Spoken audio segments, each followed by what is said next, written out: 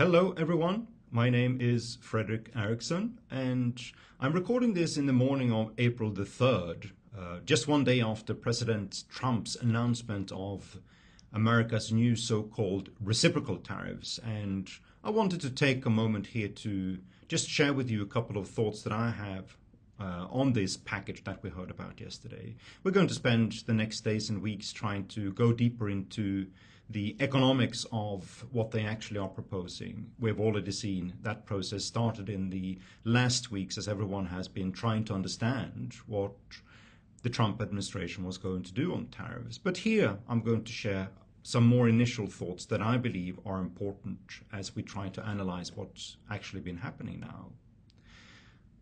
First, I want to take a moment just to reflect on this new tariff package and what it actually says about the Trump administration. We all know, everyone that follows trade with any degree of detailed attention will know that they are building the case for these tariffs on lots of different metaphors and economic concepts that we can simply call fake. Now, of course, we know that metaphors and fake concepts aren't something new to President Trump and many of his colleagues in the administration. But it's important still to point out that there hasn't been any big change in the economics of trade, the economics of protectionism. Tariffs are hurtful and they are going to hurt especially your own domestic economy. President Trump is also centralizing power and pulling everyone into that particular orbit of lies and intellectual corruption. We're seeing an administration also on trade issues where everyone has to interact on very, very strange terms with the administration in order to avoid that they are going to be the subject of assault. And that, of course, also applies to many American companies that are going to be injured by these tariffs. And of course, they need to do what they need to do in order to avoid that their production and their competitiveness is going to be hurt. This package, of course, is going to hurt longtime allies of America, and it's going to pull also the rug under the feet of America's only workable long-term strategy for dealing with the fact that the US economy's share of the global economy is going to decline, and that also America will need to find other ways in order to work with partners and allies in order to establish rules, principle, and what terms that it should apply for how we interact in the global economy. Secondly, we need to think a little bit about how countries now should respond to what President Trump announced yesterday. Obviously, we have already seen before this announcement that many countries in the world are trying to come up with their own constructive ideas for how to negotiate with America in order to avoid more assault coming on them. We're going to see much more of this. We're going to see proposals for how countries can moderate or perhaps even reduce some of their own trade restrictions in return for America now reducing the tariffs that they have proposed, perhaps also going into other type of areas. This process is already ongoing. Related to that, and perhaps as a second point when we think about retaliation, is the principle to don't do anything stupid. Now, I know a lot of countries will feel as if they have been punched in the face by President Trump with these tariffs. Some of these countries are going to be exposed to very, very high general tariffs. But just because the other guy punched you in the face first, it doesn't absolve you of responsibility to avoid economic violence.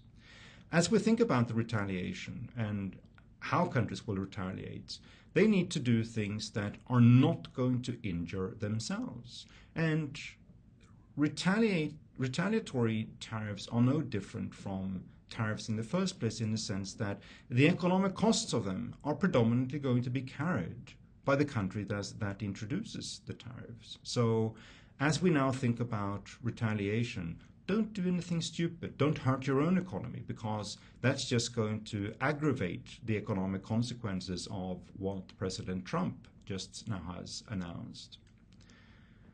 Importantly, is for countries now to also start to build stronger alliances and stronger trade agreements with other countries. The US is a big economy, of course, but the world economy is actually much larger, and the America's share of the world economy has also been on a path of decline, simply because there are so many other countries in the world that has been growing faster and increasing their own participation in the global economy. And there is a way to absorb the fact that US now is trying to pull itself out of that world economy, at least in the areas of trade in goods. And over a couple of years, it's certainly going to be possible for the rest of countries that participate in the world economy to absorb that particular effect and to avoid that it's going to have long-term economic damages on global trade, global division of labor, and the sort of other aspects of the international economy that contributes very, very significantly to their own economic growth and their own processes of economic modernization. Countries can even think about coordinated responses to America now, even if many are going to look to themselves and try to find ways to seek much more bilateral responses to America. There is actually a case for also thinking about how you can expand the network of countries that both want to liberalize among themselves and that can also coordinate different type of retaliatory responses to avoid that also United States can play out one country against another. Retaliation is going to come, and it's going to come from many countries, and it's going to come from the European Union as well. But to end on a sort of couple of action points that I think are important, or perhaps action principles that we should use as we begin to think about how to respond now, would be number one, don't try to escalate this. Don't try to go for a trade war where the EU is going to respond in ways that just is going to provoke America to do even more economic harm, both to itself and to the European Union and the rest of the world economy. As we retaliate, also liberalize.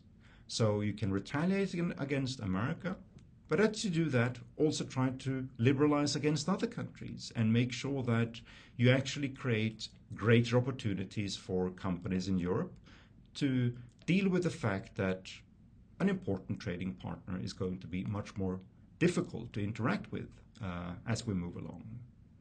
Third, the retaliatory packages that are going to be proposed also complement then with packages that looks to constructive ideas for how the EU and the United States jointly can negotiate to take away existing tariffs and many other restrictions that already exist today between them.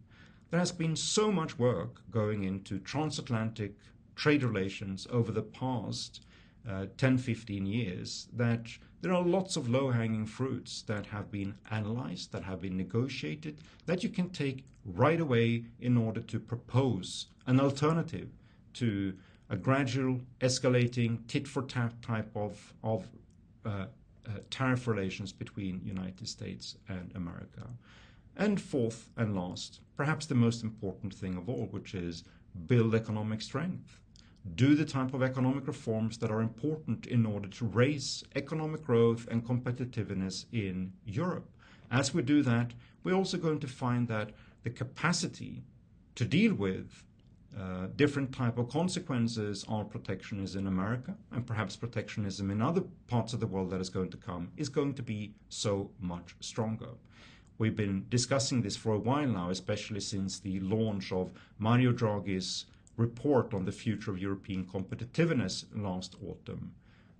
There are now lots of things that can be done at the EU level and at member states level to build economic strength, to build the type of capacities that are necessary in order to compete in much better ways and to raise economic growth as we move along. Thank you.